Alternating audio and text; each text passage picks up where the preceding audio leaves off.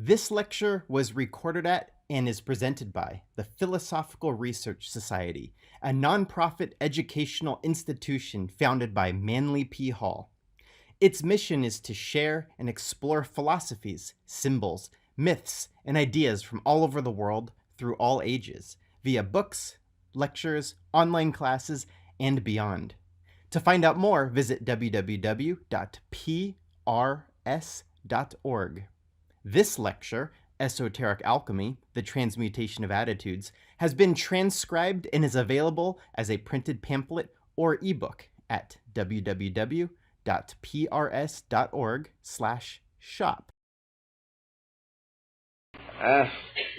Raymond Lully, who was one of the great early alchemists, once pointed out that the great tragedy of the concept of alchemy was the transmutation of metals. Basil Valentine, monk of St. Bennet, had the same thought when he wrote into one of his books, "Woe to the gold makers." Now, this is an interesting thought because our subject this morning essentially is esoteric alchemy. And the history of alchemy itself divides into two distinct branches that have descended from antiquity, possibly originating in Egypt. The word chem in both chemistry and alchemy is an ancient name for Egypt. El is divine or sacred, and we find it used in the Bible in such terms as Elohim, and of course the deity of Islam is Allah. The divine prefix would indicate that alchemy is a spiritual art, a divine secret science. The great texts of alchemy have come principally from the Hermetic background at the beginning of the Christian era. And probably there were alchemical schools in Alexandria at that time. Also, we have early records of alchemy in China and in India. And it seems that from a very far back, there has descended a double concept of chemistry. Physical chemistry having to do with those areas of knowledge which are now considered scientific, and spiritual chemistry, which was definitely a sacred art. In practice, what is the difference in these two systems?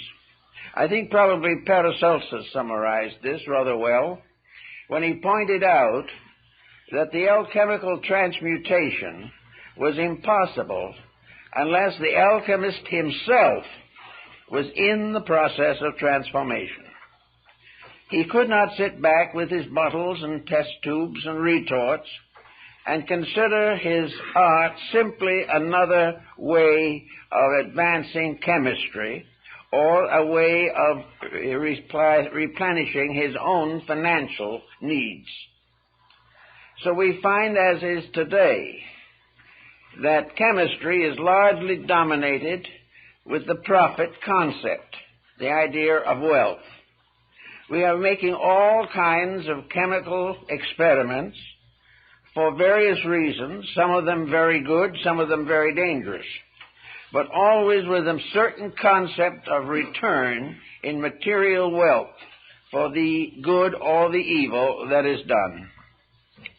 So that largely chemistry is a material art dominated by scientific inquiry and not in any way involving any necessary spiritual overtones. The chemist does not have to be a person of great faith. He does not have to have had a metaphysical experience. He does not need to believe in metaphysical or mystical procedures. He is simply working with physical tests and physical texts. The alchemist, on the other hand, is an entirely different type of person. In the history of alchemy, as it is descending to us, most of the alchemists were very pious people, deeply religious, and convinced that their advancement of science was a spiritual contribution to the well-being of society. The alchemist was concerned with the advancement of his own inner life. Jacob Boehme used a number of alchemical terms in his mystical writings, and these have been very confusing to modern students of his work. But actually, the use given by Boehme in most cases is probably the original intended usage, namely that it is all part of a great system of human regeneration, that it has nothing to do whatsoever with the advancement of worldly goods or worldly position. Now, in Europe, the alchemists got into trouble, very serious trouble, and were persecuted and in many cases put to the rack and tortured to death. Why? Because the rulers or avaricious leaders wanted the secret of gold making. So the moment the alchemist himself began to publicize this part of his belief, he immediately opened himself to persecution. So that the gold making as a science brought many of the alchemists to destruction. Also, the manufacture of gold or any other precious substance without control by the state could result in the bankruptcy of the world. So the ancients were very careful on that point. Now the question then remains is, can gold be actually manufactured? Not whether it should be or not, but can it be? I think the answer has to be in the affirmative. It can be.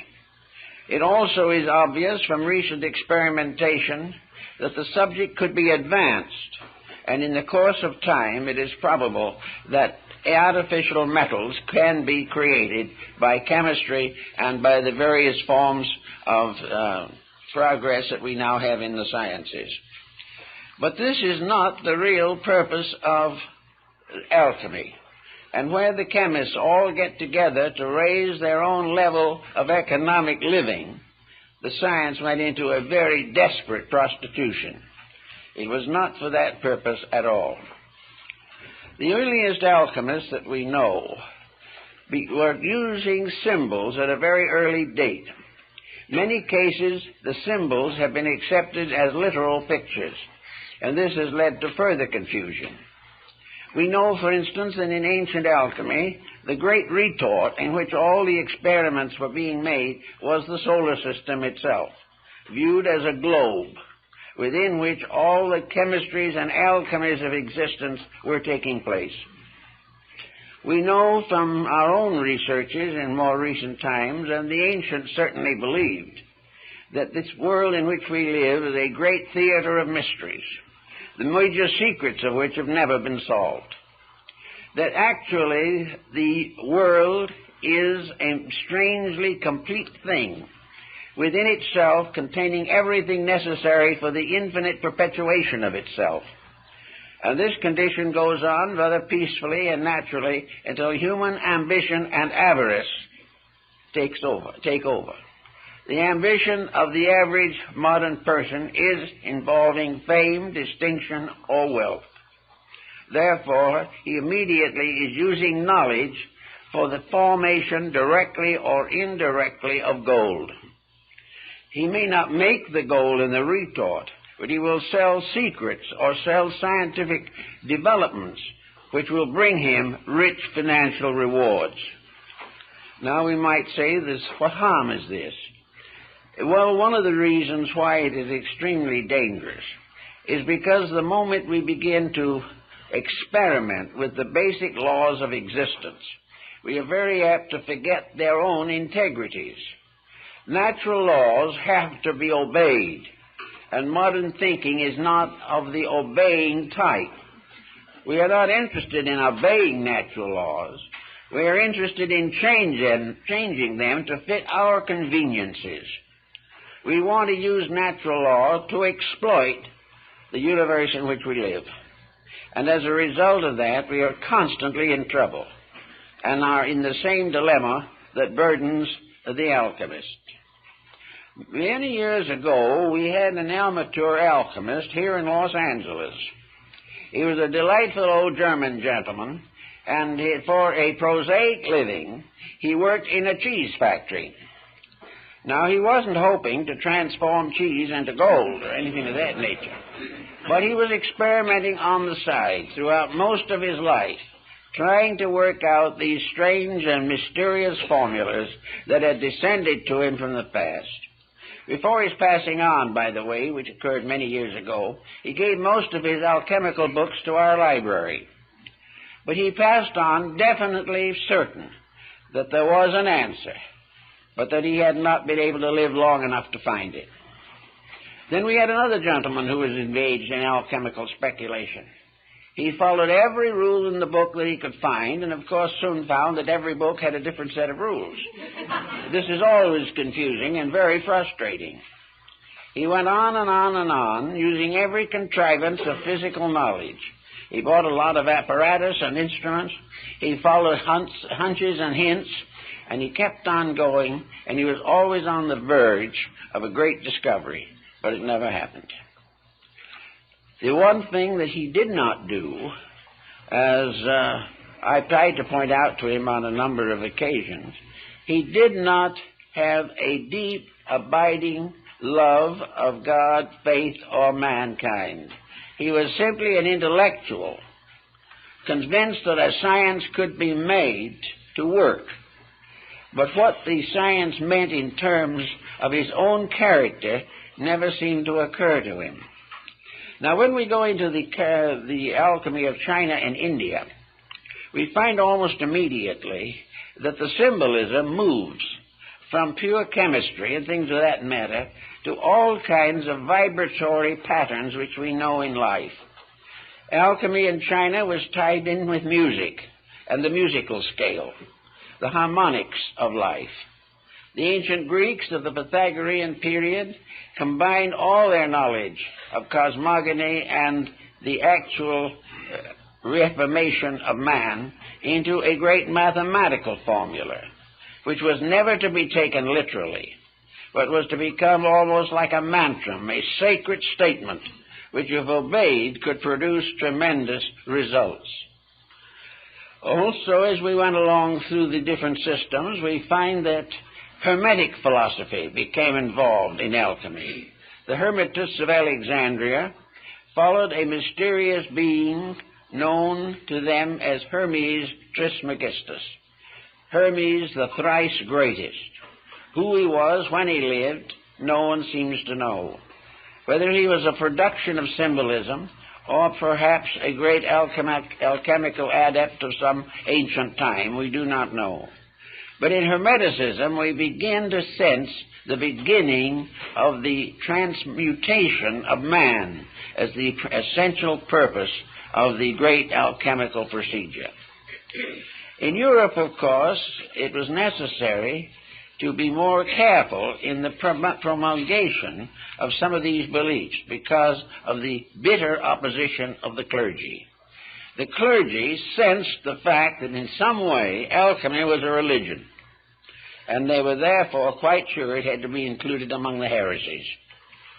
As a result, however, of the immersion of Arabic knowledge into Europe, the alchemical secrets passed to keeping of persons like Paracelsus and Kuhnroth and Valentine, and these persons gained their knowledge of the alchemical processes largely from Constantinople and Baghdad. This, of course, meant still more, that it had to be held in secrecy against the persecutions and martyrdoms that were popular at that time in Europe. So we find alchemy in many parts of the world recognized probably for what it actually was, and that is a series of symbols intended to convey a major operation concerning the transmutation of man himself.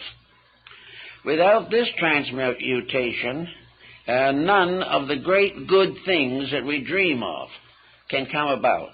Therefore, the elixir of life, or the philosopher's stone, was that power by means of which all good things could come to pass, wherein all errors and forms of ignorance could be overcome, and where the human being himself would gain complete control of not only his own life, but the laws governing it.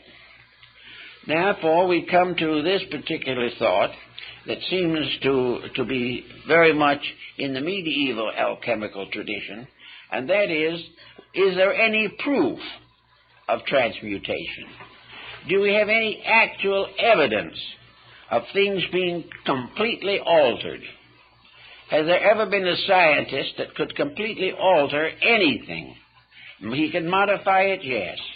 He could improve it to a degree. He could destroy it, always. But the process of actual transformation of a thing from what it is to something totally different, this has been a question that has been of concern in alchemical researches for ages. The answer, of course, is extraordinarily simple. The answer lies in the human body itself. The process of digestion of food requires the transformation of elements.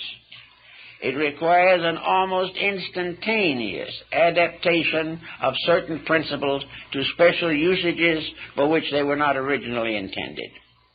It is possible, therefore, for food which is taken in to in some way maintain a life principle which is not the food, which is not in the body otherwise, but it must be used to nourish the spiritual ends or principle in the human being.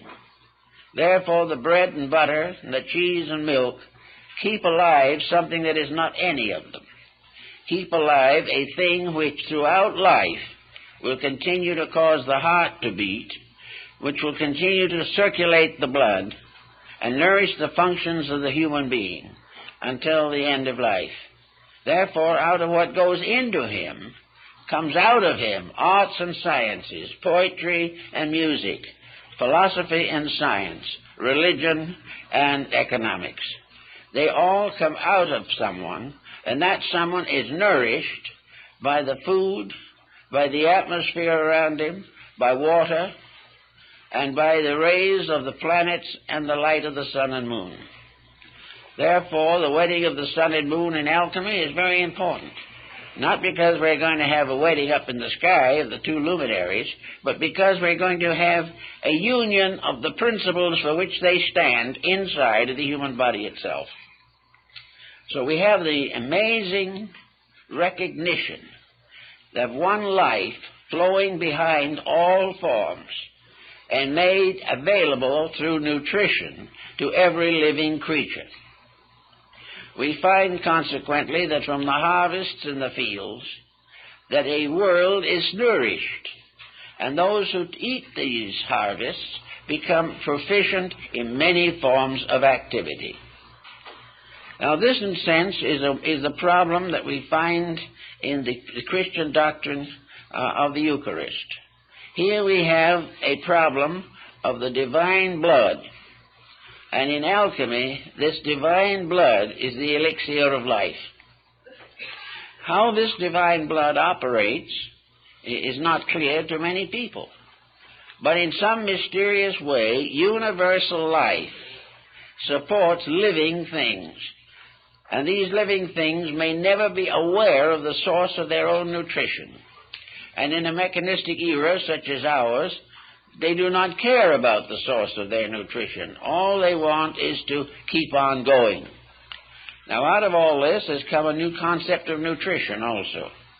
A concept involving vitamins and proteins and carbohydrates, and an entire system of nutrition based upon the development of highly specialized nutrients from the various food materials that we eat. That all these food things have something to do with the maintenance of the various structures of the human body. In this sense of the word, there is an acceptance of alchemy without any understanding of it. Here we have the realization that nutrition does do the work. But how this nutrition does it, and why it does it, and how one general type of nutrition can maintain an infinite diversity of creatures is another problem that is difficult to understand. One of the problems, of course, is that the nutrition must be regarded as conditioned to the creature which is receiving the nourishment. So we have within our own bodies an extraordinary laboratory, a laboratory the mysteries of which we haven't begun to touch, a laboratory in which every type of nutrient is made available to every type of living thing. And all this happens without a chemist sitting somewhere and arranging it all. We can, in nutrition, have someone who can help to make it practical, who can prescribe various materials for our common nutrition and for special emergencies that arise. But prescribing them is not creating them, and prescribing them is not understanding them.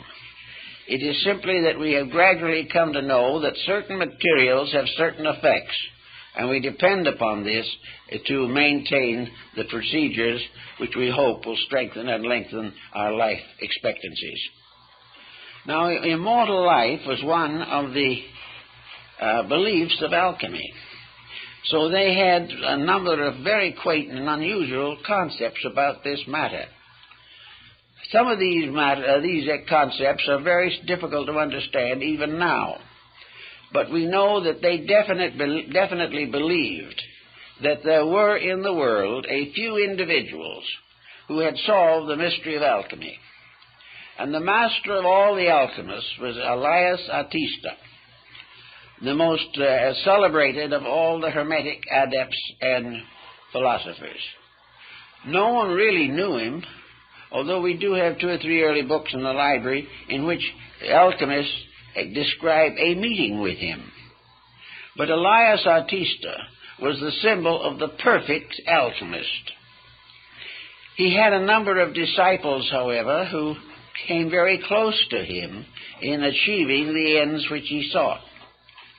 And the powers of Elias were such that he would appear in laboratories where worthy persons had worked very hard for years and given them a hint or a little advice to advance their researches. Then he disappeared and was never seen by them again. He appeared in many nations and in many different appearances. He spoke many languages, but he is supposed to be an eternal person, living on and on, because there was nothing within himself to cause him to die. Death has to be the result of causes, and life expectancies are increasing constantly. But life expectancies to reach phenomenal extension of time are now either a phenomenon in themselves, or else they are the result of very serious scientific conditioning or constitutional ability to adapt nutrition over a longer period of time than is possible to most people. The alchemists also pointed out that the beginning of the alchemical experiment was, of course, to remove all friction from life. By friction we mean wear and tear. Now, what is wear and tear? Well, to most people, wear and tear is doing the things they have to do and have no particular interest in doing. Wear and tear is also the result of the lack of control of the mental, emotional, and physical activities of the individual. All of these activities use energy. A large part of the energy we use today we waste. We are not conserving it. We are not taking care of this mysterious vitality that comes to us. We are allowing it to be expended in all kinds of useless ways. Of course, we have to make physical adjustments for employment and things of this nature, but at the same time, it isn't the work necessarily that is the greatest cause of problem. It is the attitude toward the work. It is the lack of enthusiasm, the lack of recognition of significance of the things that we do that depresses. Then emotional relationships, out of hand, can become a terrible enemy to vitality. Worry, fear, anxiety, all of these use up part of this alchemical nutrition that is constantly being made within ourselves. If we waste it, we can no longer have it. If we use it unwisely, it is dissipated.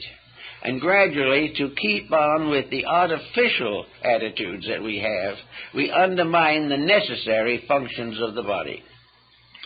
So the alchemist, first of all, declared that the master of all arts was God. Deity was, in a sense, the extra-personal, perfect alchemist. Because in deity, all things continue according to the divine will. How this will operates, man does not know exactly. But he does recognize, if he is mystically inclined, that there is a tremendous background of eternal wisdom behind the things that happen in nature. And so deity becomes the perfect force behind generation and regeneration. The deity brings forth the seed, the plant, the flower, and the fruit. And then that seed becomes the next generation of the same. And in alchemy, these seeds are called the tears of God, because they are the weepings which produce life everywhere. The symbolism is strange and obscure, but we can gradually work some of it into a pattern if we try hard enough. We must begin with what the alchemist begins with, base metals. We must begin with things as they are here, visibly and inevitably. We cannot build our alchemical formulas from elements or substances not available to us. So the beginning of all things is to recognize that the first operation is a transmutation of physical factors, elements, and properties. In other words, purification. If it's mercury, it must be purified. If it is sulfur, it must be purified. If it is salt, it must be purified. And if it is man, he must be purified. Everything begins with the purification or the removal of the dross, which limits the value and limits the survival of elements, principles, and substances. So we start with the concept of a pure material with which to work. The alchemist is given various clues and keys on how to achieve this pure material. He might assemble it under certain aspects of planets. He might wait until the moon shines upon the water before he uses it in his test tubes. He may do all kinds of things. He must purify, first of all, by gathering his materials from pure sources, as much as he can. Most of the great experiments of Paracelsus and many others were possible because of the pure high atmosphere of the Alps. Here materials were uncontaminated. Here things grew to the fullness of themselves. And here in his day there was no smog or congestion. These pure materials, having been found, become the basic elements with which to work. Now, you may have to go out and work and look and search for a long time to find a pure material in workable condition, something that you can actually use. Now, the same problem applies to the person himself. The alchemist must first purify his own body and his own nature. Until the body is cleansed, its various processes cannot be refined. Because actually, all the purification in man, all the integration and organization of his abilities and capacities, all the improvement of his nature through learning, through meditation, and through contemplation, all of these things lead up to, contribute to, and make possible a final internal illumination. The final secret has to come from inside. Therefore, everything has to be refined until the soul of itself is available. And in man it is his own soul. And until this is available, he labors in vain. Now, the things that have to contribute to this progress must be considered as disciplines or as first steps toward achievement. They represent, first of all, man's recognition of his responsibility to the life principle which exists in him and in which he exists. This principle is divine, sacred, and the most valuable and mysterious thing in the whole world. Unless the individual is true to this basic principle in his own life and his own way of living and thinking, he cannot hope to advance in the cause of spiritual alchemy. So he must do everything possible to make his own life reasonable and normal. Now, this doesn't mean that he has to depart from society or go into some refuge on the top of the Alps. It means, however, that there must be an establishment of basic harmony within himself. Harmony is the proof of the compatibility of the elements. Harmony is the ability of different chemical elements to work together, and this is only possible when they are purified, for in their gross form they will never be compatible. Salt and sulfur in the form of the physical elements that we can buy in a store can never be compatible. Therefore, it is necessary to cleanse them both, refine them, and take out of them those elements or parts which are the cause of conflict. It is not the spirit of sulfur or the spirit of salt that is in trouble. It is the crystallization around it, by means of which it becomes in conflict with other similar crystallizations. This, we know, then, is what the ancients believed to be the creation of peace within the self. The alchemist must put his own house in order. He must begin by realizing that he is actually searching for something that is in its substance and essence completely sacred. For any other consideration is going to damage his probabilities of getting it. Now, the alchemical procedure that is most commonly known is relating to two distinct ends.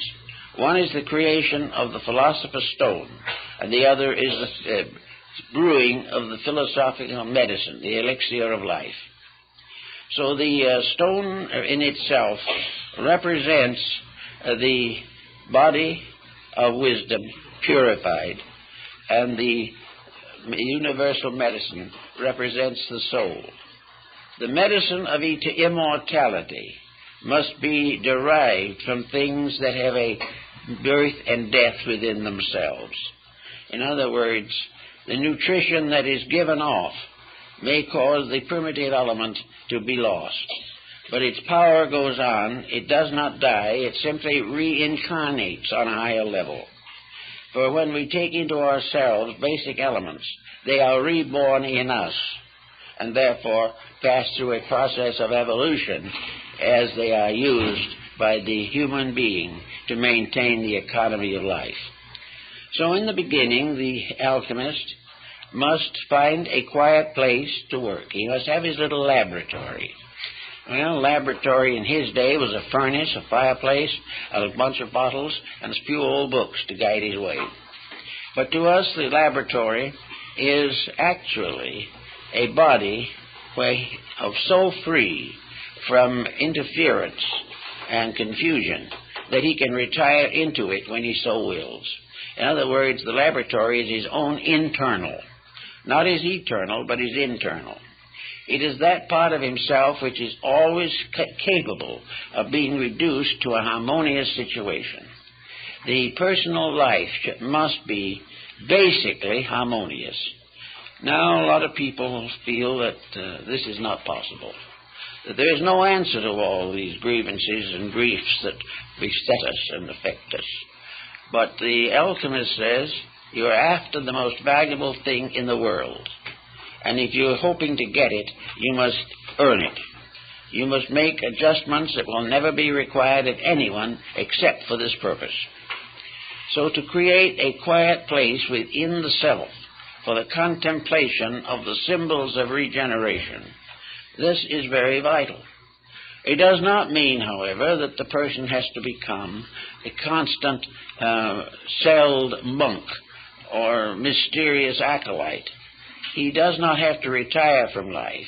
He simply has to retire from confusion. He has to reject the idea of confusion within himself. The acceptance of confusion is a form of ignorance. It is not real, but we all are subject to it. But confusion also means waste of energy, waste of time, depletion, and inability in that state to contact a deeper and higher part of ourselves. This we find in our Oriental philosophies in the series of Yoga and Vedanta. Here we find the mystery of the chakras, and the chakras are the seven seals of revelation, and the seven seals of revelation are actually the seven sacred metals of the alchemical transmutation. It's all part of one thing. But if the Orientalist wishes to practice yoga, it is very important for him to first of all recognize that he is not practicing it in order to gain power to dominate somebody else. He is not practicing it in order to free himself from the responsibilities of living.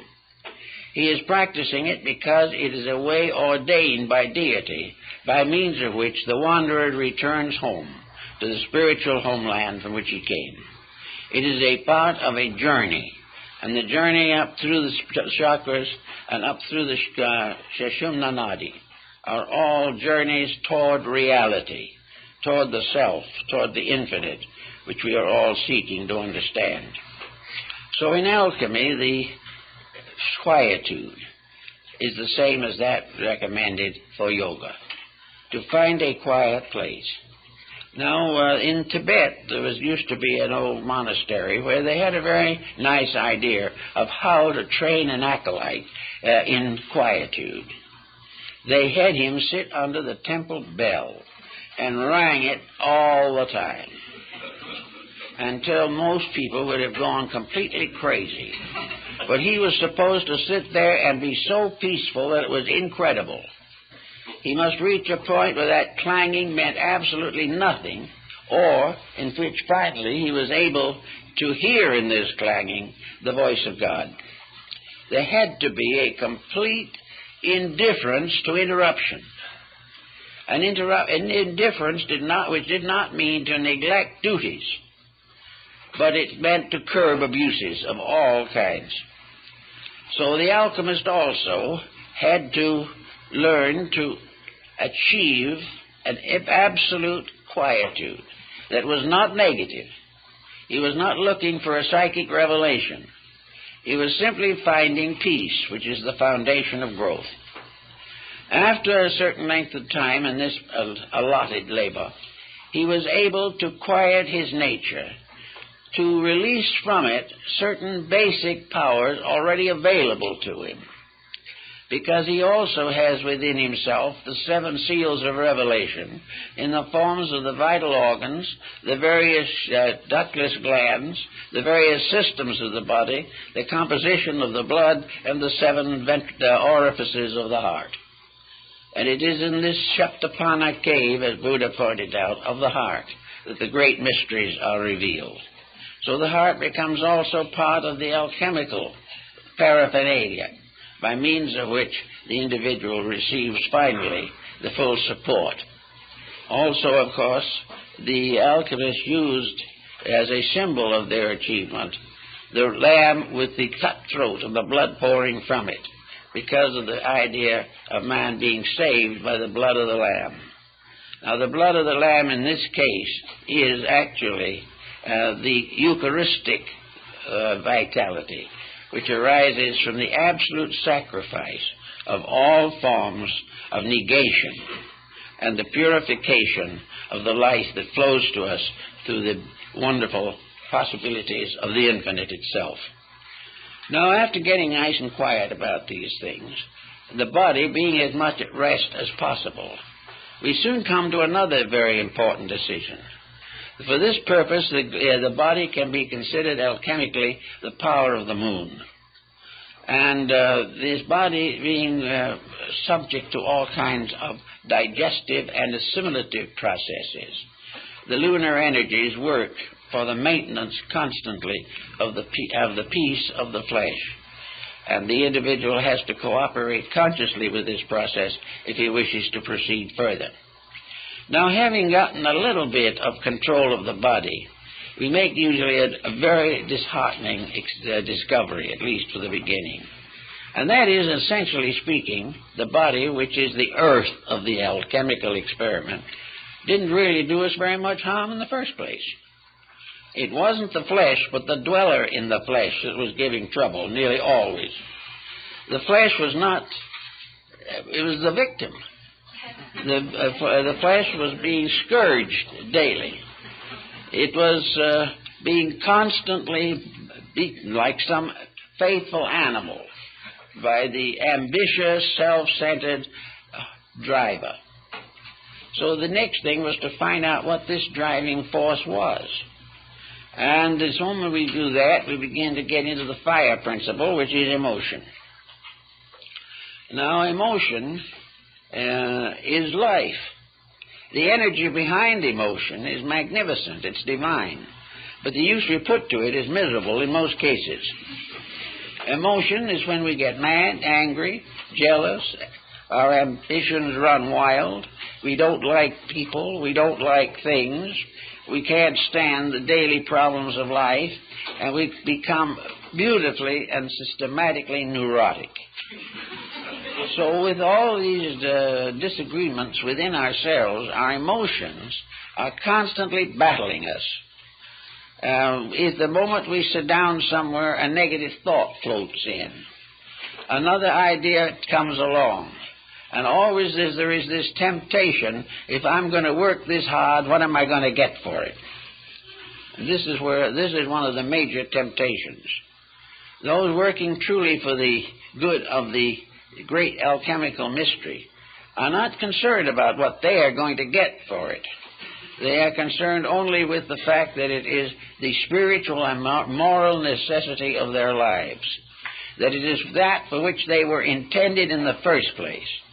And the only thing they're going to get for it is release from the absence of it, release from the pain and misery of trying to live without it.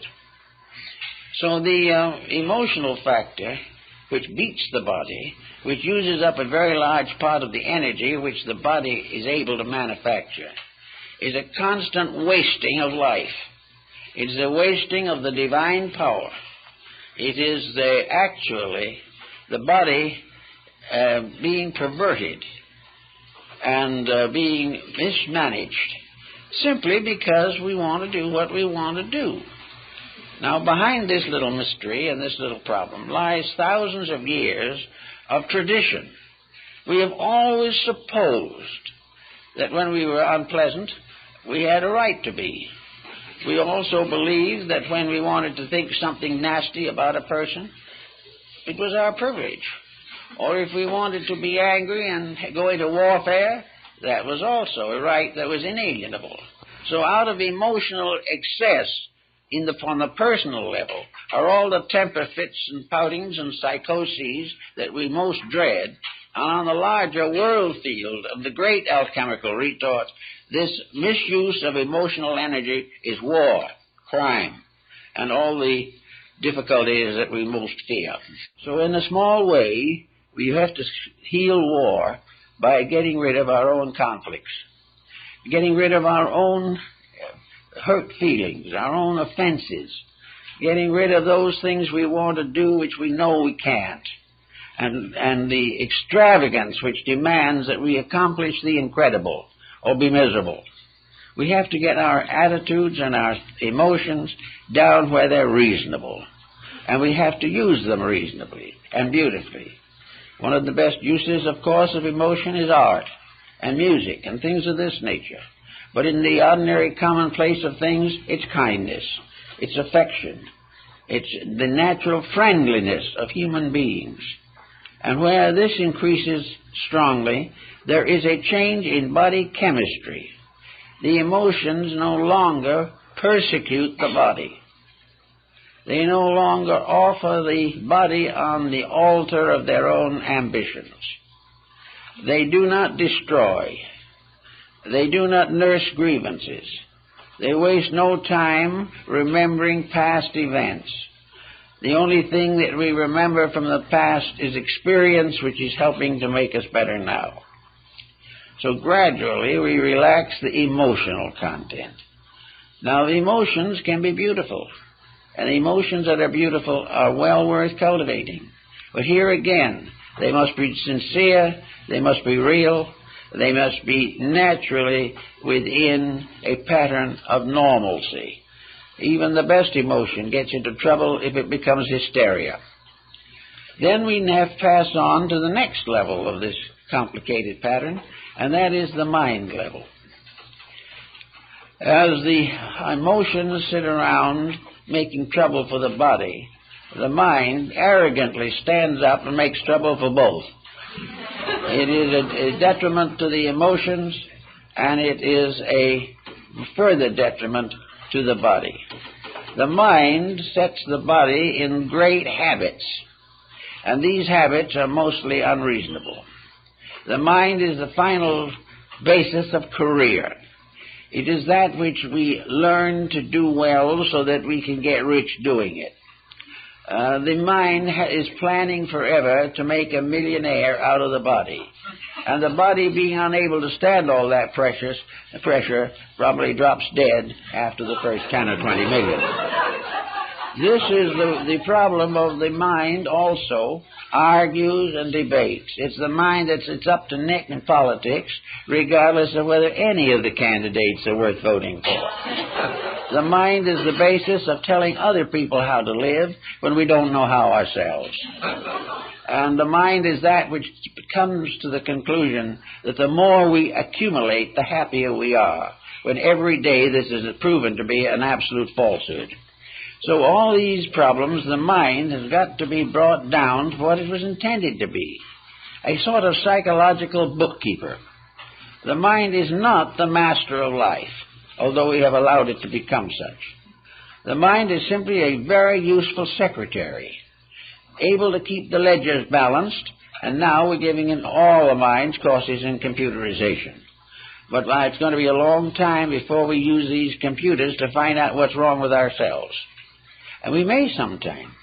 It may be someday that we will have to fight it out with the computers, because they may be more right than we are. In any event, however, the mind is a constant cause of agitation. Its ambitions and appetites know no bounds. And very often it forms a very difficult and unfortunate partnership with the emotions. When the emotions justify an attitude, there is definitely a bad situation.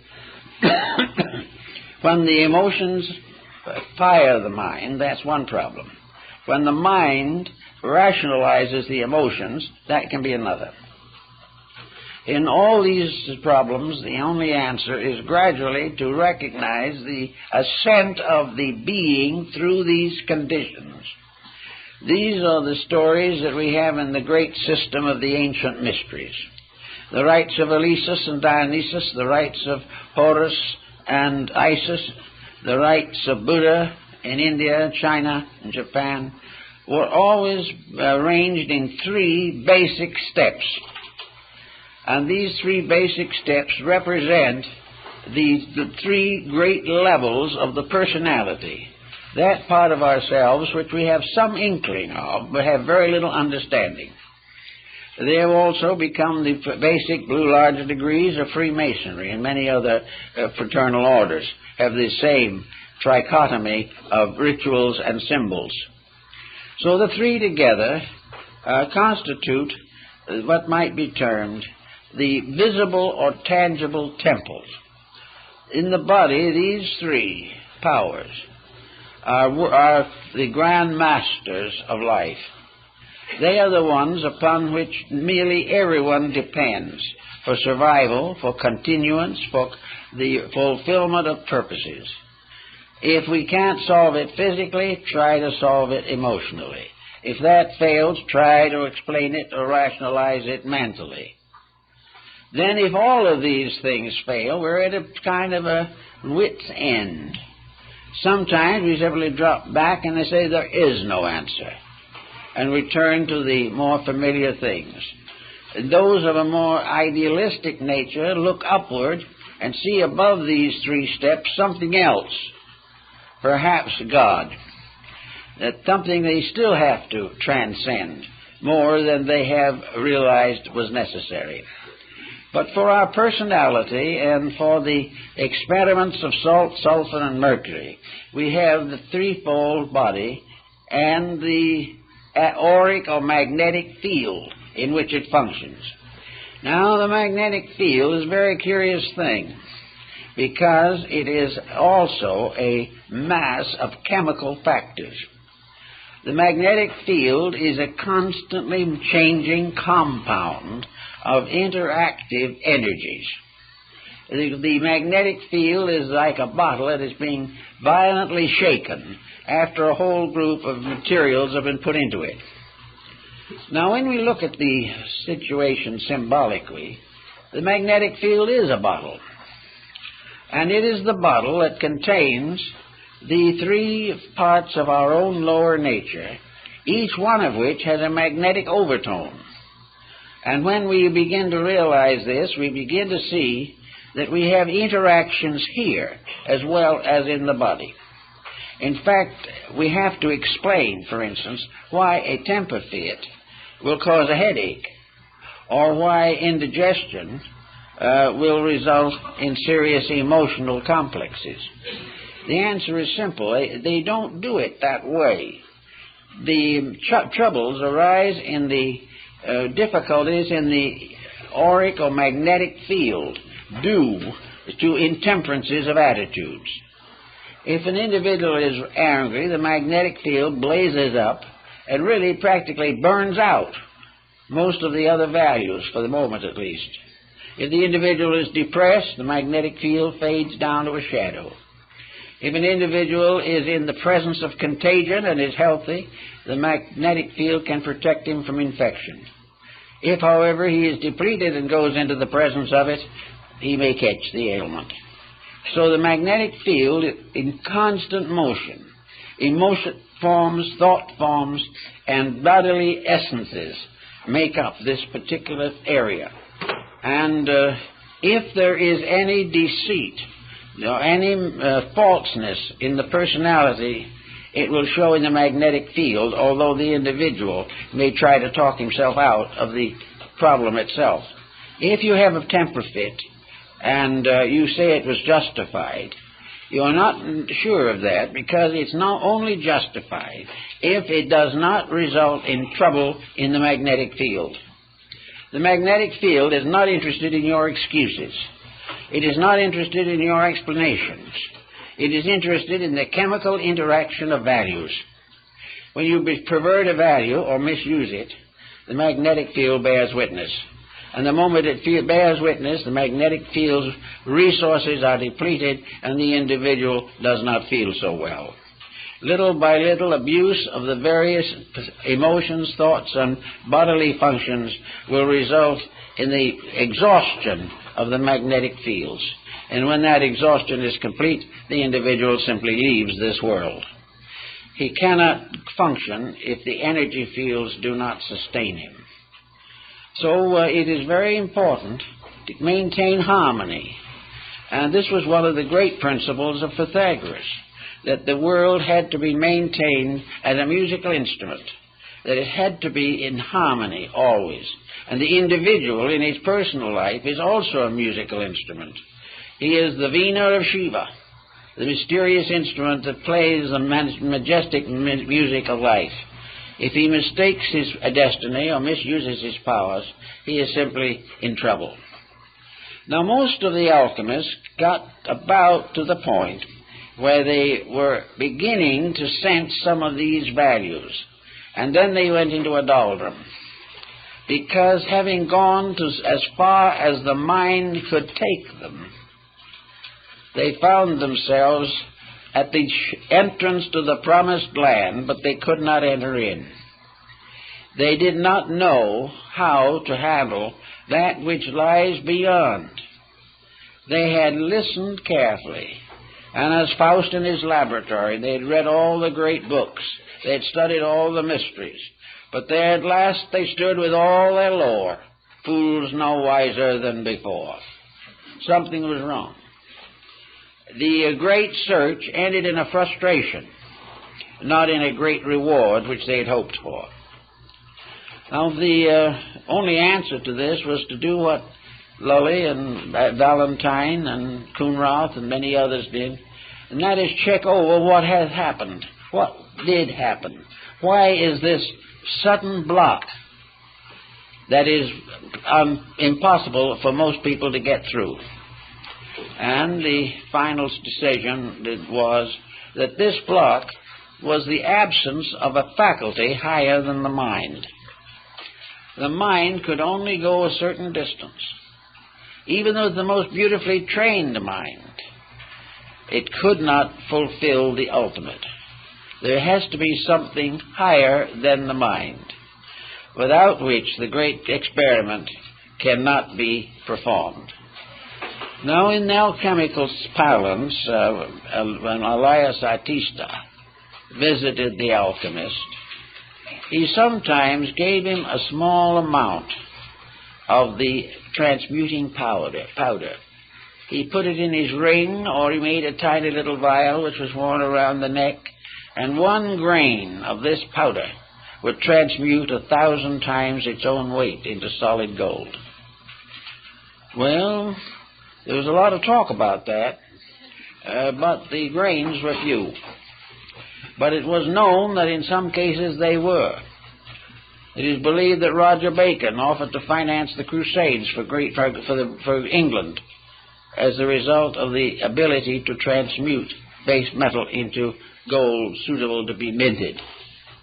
All these legends and fables go on, but the main story of the thing seems to be that Elias Artista, or one like him, appeared at the proper moment to give some type of instruction, something more than the alchemist alone had achieved.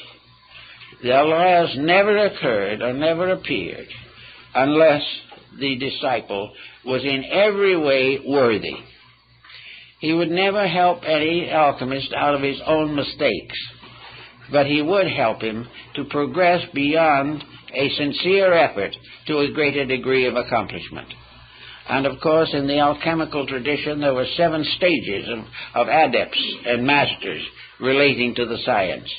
Therefore, it was a long journey at best, but it was also a journey which every step brought with it a greater sense of inner security and sincerity. With the beginning of the 4th step, under the leadership of a guide, or by means of this mysterious tincture, the alchemist received his first evidence that he was going to ultimately succeed. He received the inner message that the labor was not in vain. It was from a hope in the first 3 to a kind of mysterious, mystical certainty in the 4th level that made it possible for him to go on. So this 4th level was found, and of course we find in alchemy the life of Christ is an alchemical formula. We also find, according to the Kabbalists, that the Song of Solomon is also purely a chemical formula in disguise. But the Christian formula of the Christ mystery places Christ as the final achievement of the universal medicine. And in the alchemical symbols, figures of Christ, also of other saints, appear in the bottles to indicate that this was the intention of the story, although most people didn't realize that fact. So in the 4th step, we come to the next thing, and that is the beginning of an integrated mystical experience. In other words, the 4th step was the awareness of the soul. It was what in Indian philosophy is the Buddhic state. It is the state of the individual suddenly becoming rational inside himself, achieving a sense of reality superior to thought, and also becoming for the first time capable of directing his own efforts by the very divine power within him which he was seeking to release into manifestation.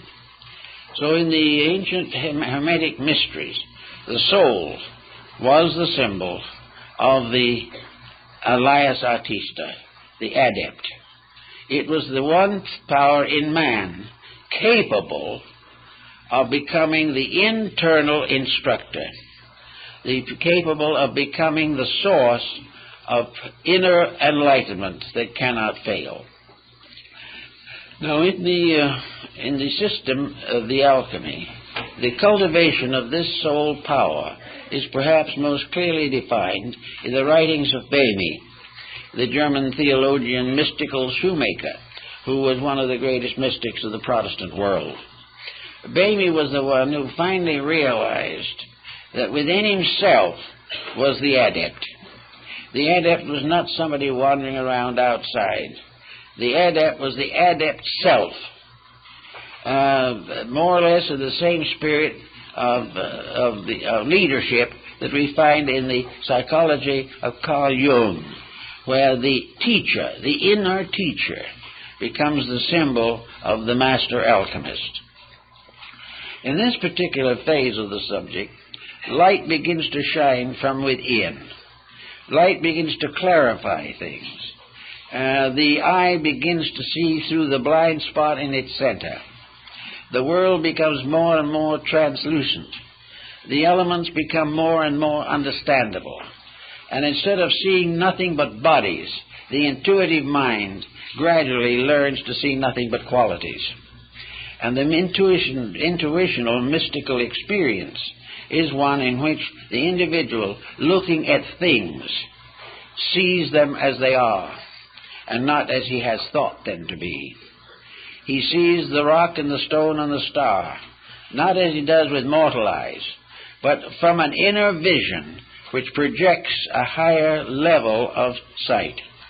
In other words, to make it a little clearer, all things that exist have not only the visible forms of their existence, but the invisible forms. Each rock and pebble, each twig and flower is not only a physical thing, but a metaphysical thing. With the mind, emotions, and bodies, we see the physical thing, we pick them up, and we make a bouquet of flowers. With the psychic power of the soul, we see the psychic bodies of these things. We see the magnetic fields of them. We become aware of their degree of growth in the development of their potential. We also become able to watch clearly the result of combining them. We see the compatibilities and incompatibilities. We see the elements that work together and the works that cannot be reconciled. So little by little, as we work with the soul eye, we become aware of the universal soul. For the first time, we are capable of seeing the quality of life. This is well noted in some of the early visions of the Platonic writers and many other mystics who were able to behold the invisible shapes of things, and in seeing their shapes beholds their natures. For while the physical body cannot change greatly, the psychic centers within the body are in constant motion and constant agitation. It is also then possible for the alchemist to discover something that perhaps he has never fully realized before. He may have believed it, but believing and knowing are two different things.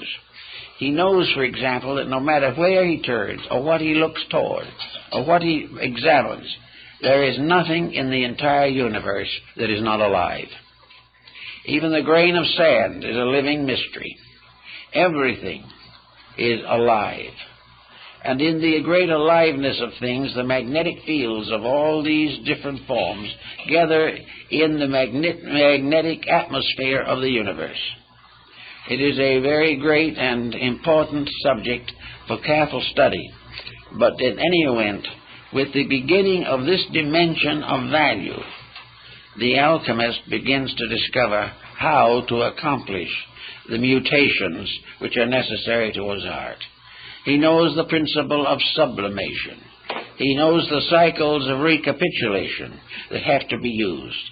because gradually he sees that alchemy is only a symbolic representation of the entire process of universal activity.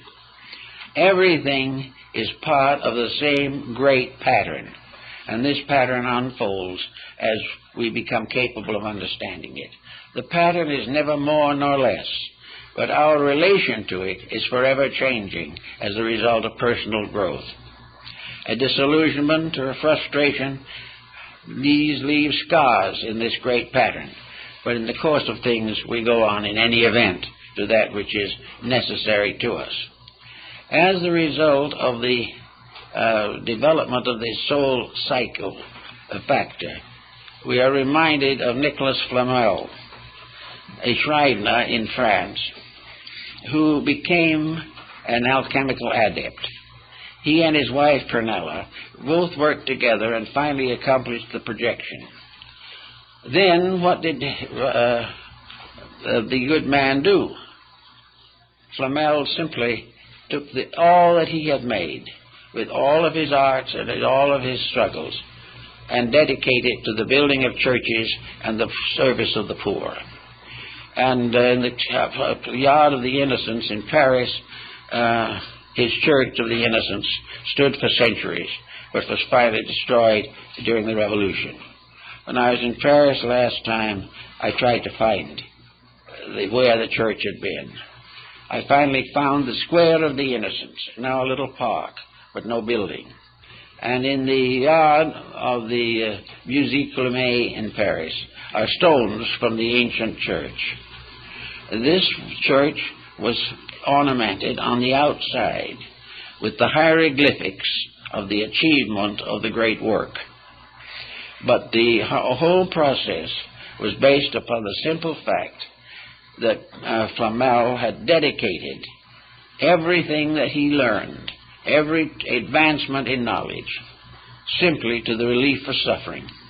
He had no intentions of profiting by it himself.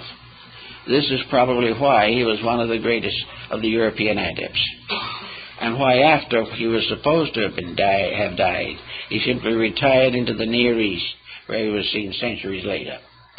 But in any event, when you get to this level, you begin to work with the chemistry and alchemy of life. It is no longer little materials in bottles. It is vast concepts experienced within the unfolding massiveness of human projection. Little by little, the entire mystery goes on until finally the individual, from an intuitive procedure, forms a reunion with the divine part of himself. And having made this union with the divine part of himself, he then goes on to the further steps of the great transmutations. He finds himself gradually lifted up into the hierarchies of life, but never, however, for personal gain, never for glory, never for wealth, and never to escape pain. These things are processes of growth, and the pains and sufferings that we have are the impairments which by our own policies we know no better. It is not a fall. It is one of those things that nature has presented to us for contemplation, and which we must face whether it is happy or not. But in going on and on, we gradually find the part of alchemy in the great universal plan of things. We find that the planet itself is in a state of constant alchemical transformation. We know that the solar system is moving from one level of evolution to another. We know that the whole cosmos is coming in more and more into perfect harmony with its own rules. These different forms of life, therefore, we find, have a tendency, as time goes on, to be absorbed into higher forms of life. It isn't that sometime that our planet will simply disappear or go forever and we will cease because of it. It simply means that evolution is a growing. And when we outgrow the experiences that we are facing in the 20th century, we will no longer be subject to the confusion and sorrow of these experiences. We have to solve problems. And the alchemist problem was to solve the mystery of himself. He had to find ways to outgrow his own limitations. And various systems have been advanced for that. Religion has attempted exactly the same thing. Philosophy has attempted it.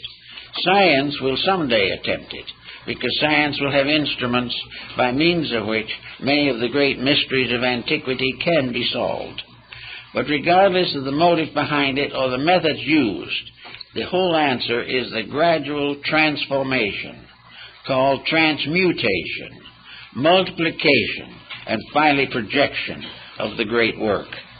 This is a sort of a marvelous wonder world of forces and values which work together in the music of the spheres, as was Pythagoras called it. A universe of infinite integrity, infinite beauty, and infinite wonder. A universe which exists within ourselves as a potential of all of these things.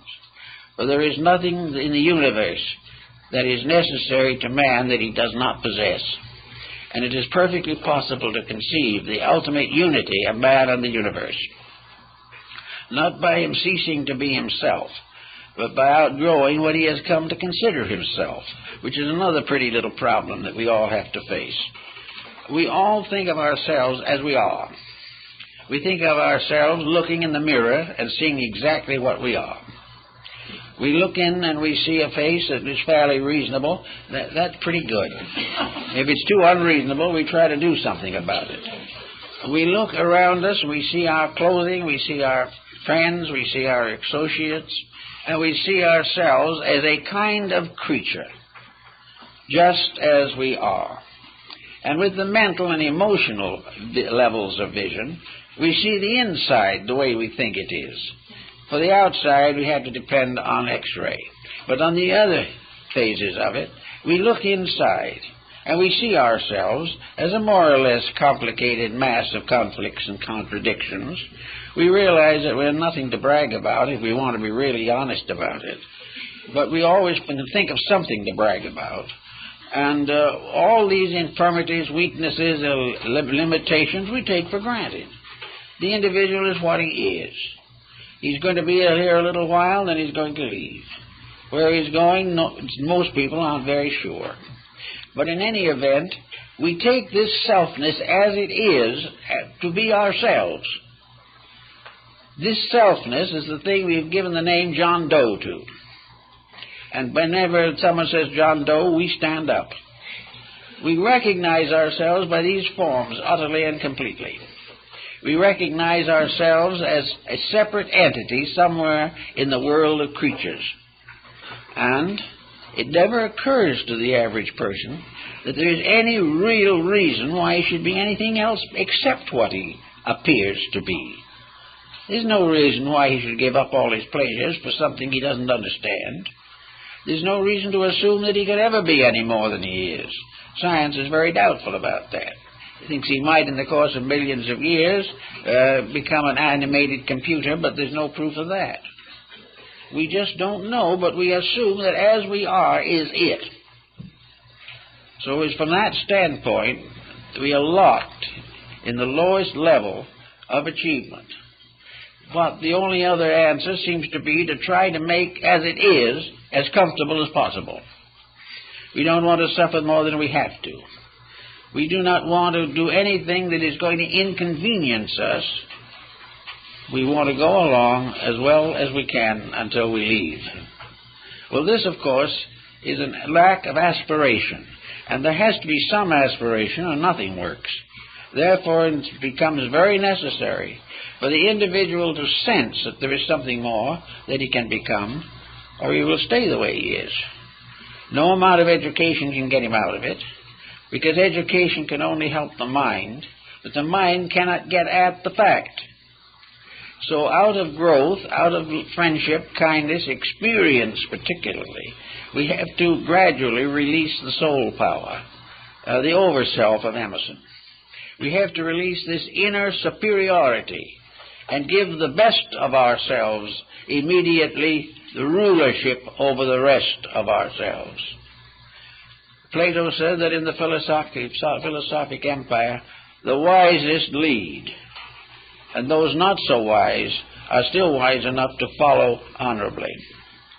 To the individual, the best part of himself must be the leader of the rest. For the moment he rests leadership upon any contaminated level of his own consciousness, he is in trouble. So he tries to go along the best he knows. But the alchemist was a kind of a being apart, a natural mystic. And there have been many mystics that were not alchemists, but were also on the same general level. There is a part of society, it's a small part, unfortunately, that has discovered within itself the need for growth, the need to become more, that there are certain nagging questions that we need to answer in order to live well now. And we also have to know more about more before we can get along with the little that we do know. Gradually, we have to increase in all these values in order to make life in this world suitable to us. We have to try and find the answers to war and corruption. We realize that as we are now, even though we may never be in a war ourselves, we are in a war with and conflict with our neighbors and our families and within the biological structure of our own bodies. Therefore, something has to be done to arbitrate these things.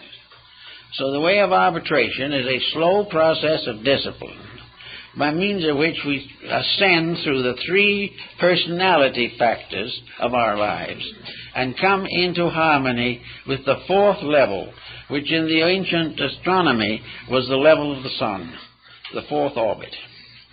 Then we have to take the body and the psychic, or the soul, and wed them in what the alchemists call the marriage of the sun and moon. All of these things are interesting experiences and philosophical thoughts, but out of them come certain simple things. Alchemy is nothing more or less than a dedicated effort to find out where we came from, why we're here, and where we're going. It is also a science by which all sciences built in selfishness can be rededicated to the common good of humanity. It is a way of applying all that we know to all of the problems that we must solve. Gradually, step by step, we become more knowing, more useful, and more helpful. And we become better citizens here, and whether we realize it or not, we're better citizens of eternity. So the alchemical symbolism is a lovely metaphysics. It is a gracious and beautiful approach to one of the great problems of daily existence. And every individual in his own personal life can be an alchemist. He can be a worker with the divine chemistries of living. He can work with the chemistry of adjustments with society. He can work in disciplining his own nature. He can develop integrities and kindliness and gradually transmute his life from a self-centered effort to succeed into a soul-centered effort to serve the great cause of life. As these changes take place within himself, he will find that he is gradually being transmuted. He is being changed from a mortal creature to a divine being, which was always there, always within him, but which was locked by the limitations of what we might term natal ignorance, the ignorance of a life growing up that has to grow to know, has to develop its own potentials in order to be able to learn, and which, one way or another, by the problems of life, will ultimately be impelled to dedicate itself to the search for that which it needs to know. If we put all these things together and work them out, we will be, I think, good alchemists, good mystics, good Christians, and good followers of the great ethical principles of the world. Well, thank you very much.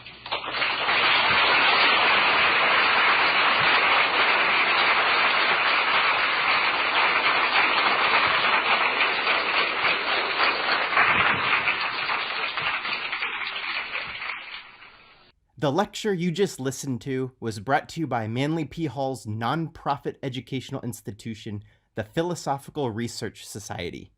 To discover more lectures, books, classes, and resources, visit www.prs.org. If you are interested in supporting our mission of sharing the world's wisdom traditions, you can make a tax-deductible donation at www.prs.org/support.